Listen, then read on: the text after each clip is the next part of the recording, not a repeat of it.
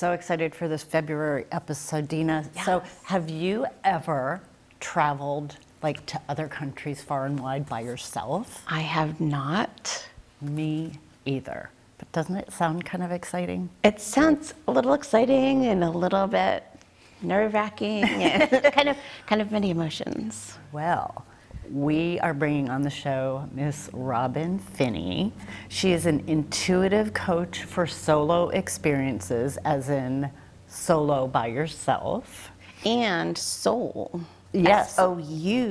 Yes, L-O. like deep down. Yeah. She is a Oracle certified source leader, retreat master, transformational coach. So she's got a lot of things going on. She's an author, an international model, which you are going to see shortly, a speaker, a world traveler. I love how she calls herself aunt extraordinaire, and which goes to show that she also calls herself the wandering aunt. Yes. And she supports others to help them explore the unknown, like with curiosity, so they can show up authentically for these retreats and solo experiences, because you don't want to be blocked, right? Mm-hmm. She lives a bold, unconventional life as a nomad, and she has been doing this since 2018. She's traveled solo across 6 continents and has modeled in many different photo shoots as a part of supporting locals. Yes. So I can't wait to hear a little bit more about that. And she currently is residing in Brazil, and that's where she's coming to us from. I know, I'm so excited. But we'd like to start with showing you some photos of what she has done in these different places she's traveled to. Absolutely. You're gonna love these photos. Gorgeous. So this is her in Brazil, where she's residing now. Yes. Looks beautiful. I don't know, it makes me want to go there.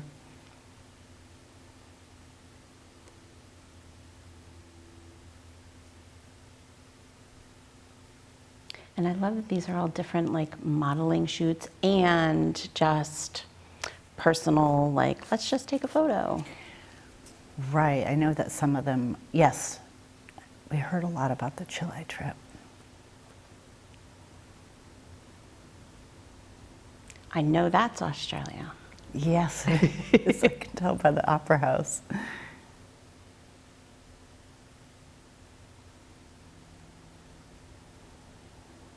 That's definitely some adventures. So beautiful photos. Absolutely. Amazing places that she has explored. And I just can't wait to have this conversation all about how these have impacted her. And the whole local aspect. Fantastic. So let's welcome Robin to the show from Brazil. Thank you for joining us from overseas. There she is. Hi, Robin. Hello. It is so great to have you with us today. We're so excited about talking about these solo experiences. Yes, I'm so excited to be here. Thank you. Absolutely. So certainly the first thing that comes to my mind is in 2018, like what inspired you to even start to do these solo travel experiences and decide that you wanted to like travel the world on your own? Yeah, so as many of us can relate to, we live for vacation. And I was in the corporate world for over a decade in the apartment industry doing marketing communications. I had an amazing company, amazing team, and I would save up my vacation every year to take like one big trip. And I would travel with some girlfriends from college, and we would go to just different places, different regions all over the world. And every time I would go, I would just like open up this awe and wonder inside of me and leave me feeling like, oh, I want more. And I would get back to work and everything. And then because I used all my vacation time at once, I'd be waiting for the next cycle until I could go again. And finally, around 2017, I went on a retreat, and I just got really clear, like, ooh, I'm playing it safe in life. And yes, I have stability. Yes, I have a good income. I have a great community. And I just knew there was something more, and that if I didn't listen to that whisper, then I would regret it. And so my motto became, if you don't go, you don't know.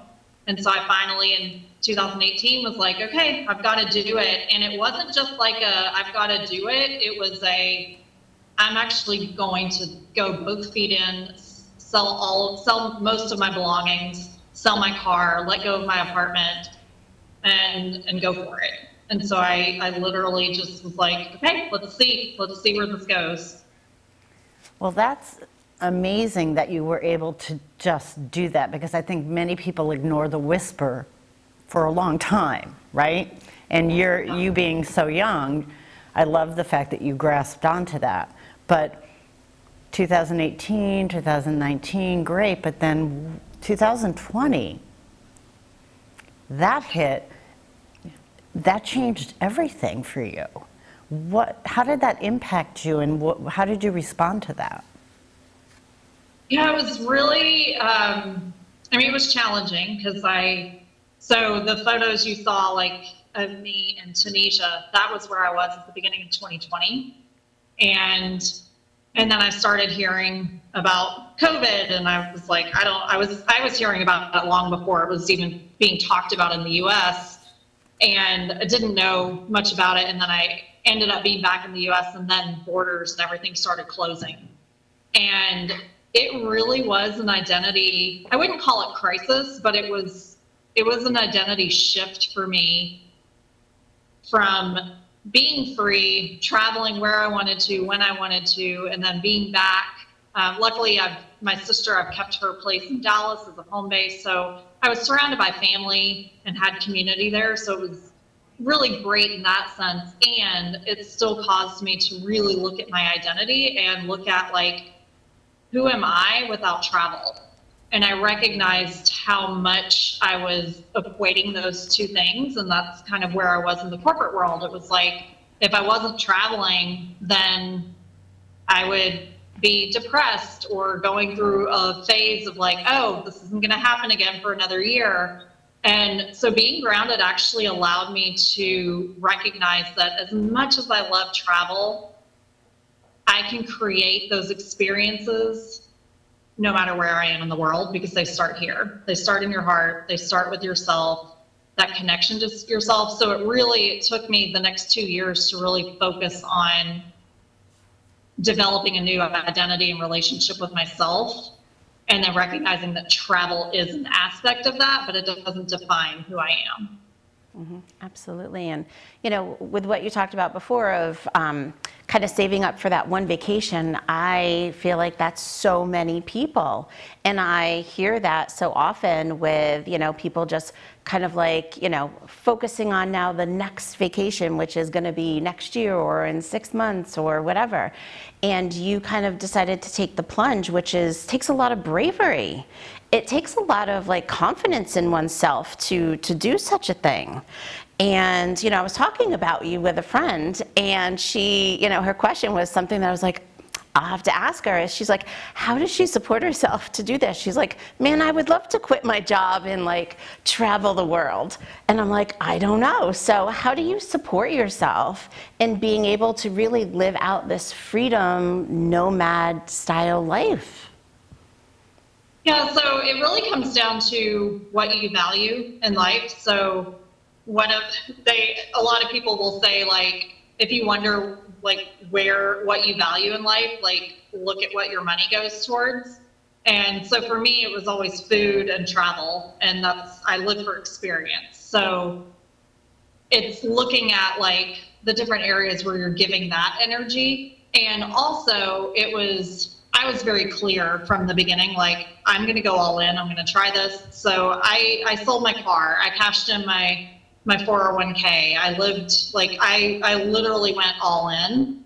And I was able to live off of that for the first almost 2 years. And then I reached the point where I was like, okay, I got to start bringing in some income. So I had no idea what what I wanted to do or create. So I started picking up some freelance work, and then it was through my travels and just expanding myself more that I was able to step into coaching. And the pandemic's actually what supported a lot of that, because I was grounded in one space. And so it caused me to also just look at what gifts I have outside of my skills, my skill set, and really start to look at like what excites me, like what really lights me up. And it really was clear that it's inspiring people to live their best life, step into the unknown with curiosity, so that they really can know their whole self.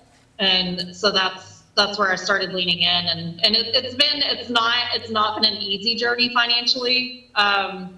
There's definitely ways, like I could have cut corners, I could have taken a traditional job again. I did, like during the pandemic, I did work at REI, which is a adventure lifestyle store, and because I needed like that grounded stability a little bit during that time.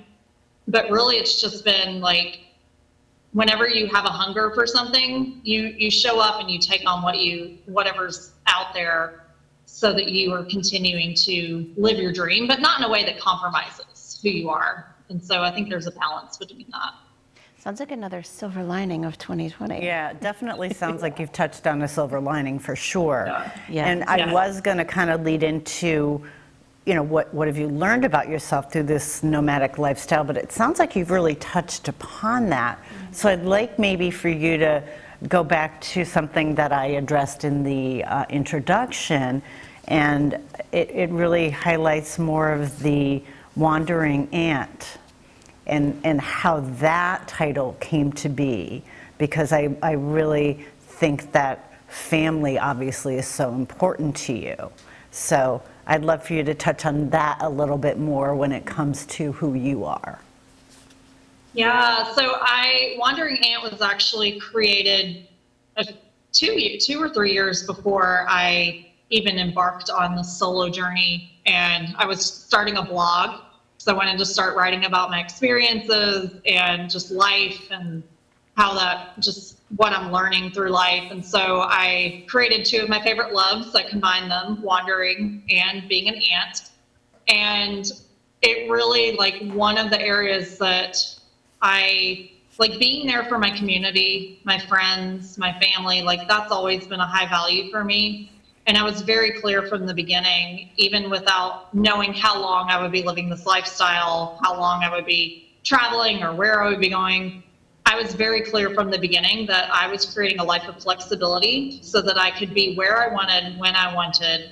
And that includes being there for my littles. That's what I call them, my littles. And being there for those moments and showing them that, 1, there's not one way to live life, and 2, that it's like I'm still going to be present in their life. And so I've really made that a point to come back to the States or even have video chats or ways to keep that connection going with them, because they've given me my favorite role in life. And so it means a lot to me to show up inside of that. Nice. Beautiful. So when you talk about, having these solo, and again, I love it's SOULO, these solo experiences for yourself, you have started to create them for other people who maybe are wanting to do this, but maybe not ready to do it completely on their own. So I would love to just hear about a little bit about that, like what that looks like for someone that you take on a solo experience, and then what do you hear from them from doing this type of solo experience? Yeah, so I love it because the soul part, the reason I put the soul in there is because I believe that travel exposes us to connecting with humanity on a different level, and also connecting with ourselves on a different level, because we step out into the unknown. We see that there's other ways of living and being and doing life. There's not just one way. And it starts to bring up things, and you ask yourself like some of the deeper questions. And so what I love most is I'll get clients who are like, I want to go on a trip. I want to build that confidence to go somewhere. And they do. and it's great, and they walk away like what they come back with is even more valuable than what they even imagined possible. Like I've had clients who go places outside of the country, and they think like, oh, I'm going to take this big step to traveling by myself, and they think that that's like the part of it, but then it's through the journey that they recognize like, oh, they start to learn more about themselves. They start to connect with strangers and recognize like, oh, there's actually beauty everywhere in the world. I don't have to be afraid of people, and people want to help me, even if we don't speak the same physical language of communication. I can still receive support and share that energy with people. And so it's really beautiful to work with clients, and there's different levels where it's like I have some who are completely brand new, never traveled on their own before, never had a passport, to ones who have traveled frequently, but maybe they're connecting in a different way, like an ancestral journey, and they're doing things a little different. Like maybe they always buy one-way tickets, and this time they're trying on like, oh, I'm actually going to buy a one-way ticket and just feel my energy around where I'm going and not book everything in advance. And so it's such a beautiful blend of the types of people that I get to work with and support in this way. I love that you touched on the planning part, because I think a lot of people, you have the planners and then you have the not so much planners, and you know, in order to kind of feel it first, I think sometimes you have to let go, right? And that's a challenge for some. And the benefit also of that is, you know, we talked about this before, was you could really miss out on things if you are really focused on your itinerary and that's it. Right. There could be things that you could have possibly had some really cool experience or saw something different. Right. That sometimes it's great to maybe do a little of both. Maybe have a couple things in mind, but also be open to what could come your way. Maybe do a little wandering, right? That brings up our next question, which I'm sure many people are thinking about. You know, I'm sure there are safety concerns. Obviously, you know, people aren't going to travel to those dangerous places that are like no travel zones, things like that. But there's always safety concerns when you're traveling by yourself. Can you touch on your opinion, your view of how you travel? And maybe solo? preparation? Yeah, preparation. To help with that issue? That would be great. Yeah, and so I find this such a nuanced topic because, especially as like women, speaking to women in general, like we naturally have safety mechanisms built in within us that we've just learned through living in society. And so there's certain safety precautions that as women we're already used to taking, like having your keys out, having your phone with you, telling people, like communicating where you're going, where you're going to be. And what's interesting for me is, I was actually talking to my best friend about this, because she said she went to Chile recently, and she said, I noticed that my sense of awareness was heightened. Like I was like naturally feeling more guarded. And she said, but you're just out there and you're just like, just kind of like living life. And so for me, it really is that balance, because I tend to live life kind of through rose-colored glasses, where and maybe it's a bit naive of me, but I just always live into that energy and that belief that I'm going to meet the best people and experiences. And I do. It's like wherever I go, I meet the most amazing humans.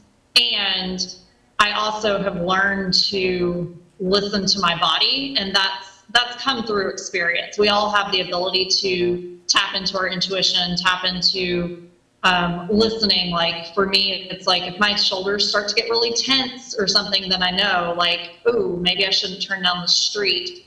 And so for me, it's really listening, and so not distracting myself. And so there's certain things, especially if I'm in a big city, it's not like walking with my cell phone just out in the open.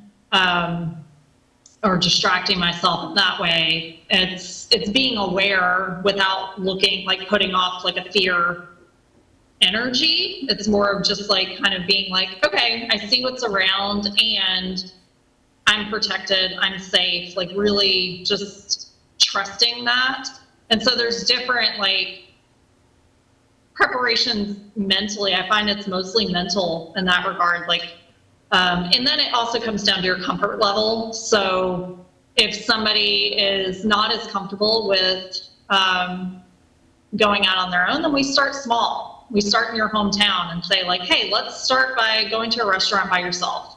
Let's start by going on a walk. Let's start. And so it's like really with my clients, like working with like at a micro level to get them comfortable with being in environments that maybe are new and may not feel as comfortable in that regard. And it's really like when you can tap into those senses and that awareness, then it really, I feel like, opens and expands that level of safety in that way. I love that you offer this micro kind of focus of starting to feel more comfortable doing something by yourself. It could be even going to the movies or, like you said, going to dinner. I think people have apprehensions even about those things within their own town. So I think it's great because that's something to really build upon. Who would have thought? I mean, think about it though. If you can't go out to dinner by yourself in your own town, are you really going to hop a plane to Brazil? Exactly. I mean, like that's really a no-brainer. That's why I think it's great that is something that you are able and willing to support someone like from a very beginning step of going out to dinner by yourself. And it's funny because me and my friend were talking about it, and I'm like, yeah, once I went to a very classy restaurant by myself, and I kind of felt really uncomfortable. I was in Florida, I was by myself for a convention, and I had to eat, and I'm like, well, I'm gonna eat someplace good. And, you know, but I still felt uncomfortable being in a space where everybody else was paired up. Yep. So, you know. Yeah, and that's part of the, one of the things I started doing early on in my travels was taking myself out on a date in various cities and places and like dressing up and actually just like treating myself. And it's so funny because I would go to places and I would say table for one, and they'd say, oh, the bar's open. And I would say, no, I want a table, please. Yep. And because it's like I wanted that experience of being served. And then I also like I always create for myself, and I challenge this with my clients as well. It's like, don't bring a book, don't bring a phone, don't bring a journal. Like you can have it, but don't pull it out as like a safety thing and a comfort level. It's like, no, just allow yourself to sit in the experience of being there with yourself and think all the thoughts that go on, like what are people thinking? Why is this woman just sitting here by herself and all of that? And I find that it's like those little moments are what like allow us to step into the bigger moments. I love that. Absolutely. Love that. So what has been maybe your favorite experience so far? Wow, there's so many. And I know we talked about this some before the interview, and Chile, going to Chile, I went to Chile in 2018, and Patagonia had always been like a bucket list place for me. And it's one of those places where a lot of times we think bucket list items and we think like bucket list equals expensive. And that's kind of how I had thought of it with this. And so it wasn't even on my radar. How I even ended up there was just like it was all divine. But I went and I connected with a old college professor that I'd studied abroad with, who had a study abroad group there. And they'd invited me to a group experience, and I'm talking to all these college kids, and they had all gone to Patagonia, and they're like, oh no, you can totally go. They're like, you can pay a lot to stay in like nicer places, but no, if you have your own tent or you hire a tent, like it's not bad at all. And I was like, really? And so literally in that moment, And Patagonia tends to fill up like six months in advance. And so I got on their website and I happened to find some spots available in the next couple days.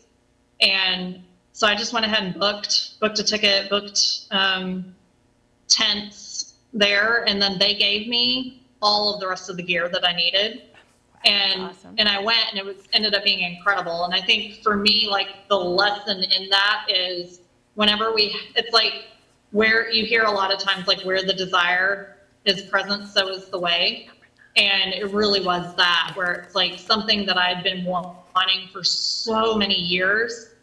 It's like the support and everything I needed showed up to make it happen.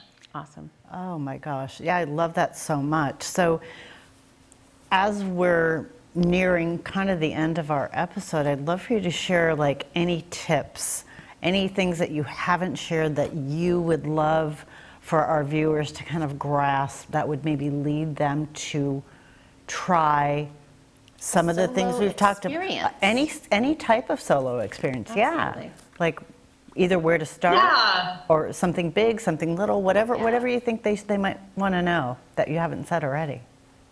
So I always say, like, really, and that's why it's part of my mission statement of stepping into the unknown with curiosity. So start with the curiosity and notice, like, if something keeps showing up for you, or you have a dream of going to like Patagonia or Sydney and seeing the Opera House, or there's somewhere you've always wanted to go, like really start to envision yourself there and be in that experience of it. And then also just notice, like pay attention if things start showing up. Like part of why I'm in Brazil to this day is in 2022, Brazil just started showing up. It wasn't like on my radar, somewhere to go. It's somewhere I had been curious about in the past, but it wasn't like in my awareness. It's somewhere I would be going that year. And then it started showing up everywhere. I would just meet a random stranger and be talking, and they'd be talking, like Brazil would come up in conversation, or I'd see a speaker on stage and they were from Brazil. And it's just like the little planting seeds. So it's kind of that law of attraction in a sense. And so start paying attention to that. If you start noticing like a place keeps showing up, or even it's like if this conversation, if you've always been curious about going to a restaurant by yourself, going to a movie by yourself, like use this as that catalyst to really like explore what that could be like, and then start where you are. Start small. It doesn't have to be anything grand. Yep. So really lean into that. How could someone reach out to you? Yeah, so my website, my Soulo, my website, my social media, like all of that is, if you look up during AUNT, AUNT, or Solo Experiences, either of those. But yeah, they can find me that way. Well, thank you so much, Robin, for being with us. This was such a fun topic of conversation because I think it's number one, it's February. It's talking about like giving yourself a little love, and it's just such a cool, unique topic. And I hope that this conversation has inspired others to start, getting a little bit out of their comfort zone. Absolutely. So thank you. Thank you so much. Thanks so for having me. much. And we are going to wrap up our show today with Miss Diane. She is coming to us from North Carolina, and her video that she's going to share with us today is all about packing for that trip. So we have Robin talking about taking a trip. Here is Miss Diane about how to pack for that trip. Hello. How many of you out there hate to pack? Everybody does. It's a lot of anxiety. What should you take? What don't you take? How do you fit it all into a suitcase? So years ago, my husband and I had a trip over to New Zealand, and I didn't know where we were going really. I had never been to New Zealand, and we were staying at somebody's home, and I didn't know what their home was like or what was expected. And so with options in mind, I took all options. I took a giant suitcase like this. It's as big as me, my goodness. And then I took another one, half that size, and another one smaller with shoes and boots and things in it. make a long story short, I was so embarrassed because when we got to New Zealand, if you know anything about the New Zealand people, you will know that they're minimalist. So I had brought more things in these suitcases than this woman had in her entire closet. And they kept making fun of me, of course, the whole time. And I didn't wear hardly any of the things. I mean, I stuck to the, 4 or 5 things that, worked for the trip. Anyway, we were going on another trip, not soon, not real soon after that, but I had enough time, which was a cruise for 2 weeks. And my husband challenged me to fit everything into one carry-on. Now this is a cruise. Okay, we needed evening gowns and party clothes and bathing suits and, all kinds of things. And I had enough time to go around and shop. And I will tell you, it's all about the fabrics. So I went around and shopped, and I only bought fabrics that you could roll up in your suitcase. So even an evening gown I would do, or I did tops and I did some evening skirts, and I was able to mix and match them. And I rolled everything up, this is the tip here, as close as you can get, and I stuck it in the corners of the suitcases. Then I used packing cubes to actually take everything and put socks and things like that and stuff them in the packing cubes, and was able to lay things on like that. And you start with a rolling rack, and I actually unpack things. So I had a rolling rack of things that I wanted to take. Here's another tip. You have to commit to a color. So I'm going on a trip here soon, so I'm gonna do mainly black as my color because it's winter still. I'm going to always do, in the spring, navy pretty much. In the summer, white is my basic. In the fall, brown is usually my basic. So you take that one color, you can add one more color. So for the trip I'm going on, I'm doing black and evergreen. And if you have a dress, something you don't want to get wrinkled, what you do is put it in plastic, save those dry cleaner bags, because you can just, after you've got the packing cubes, you just lay it on the very top and you just fold it all in, and voila, it will be wrinkle-free when you get to your destination. Don't forget, wear your running shoes on the plane or in the car, or whatever is the heaviest. It might be a boot in the wintertime, so wear that, then you can fit more things in your suitcase. And always steam things ahead of time. I have a fabulous steamer, and you will be ready to go. It will be a perfect trip. You will not miss a beat, and you'll have an amazing time. The thing is, you have to really commit to what you're taking. And then, pop a color. Almost forgot that. So I always take a scarf. That's my pop a color. If I'm taking black, navy, it doesn't matter. So this time I'm taking this pink scarf because it will look really pretty with everything.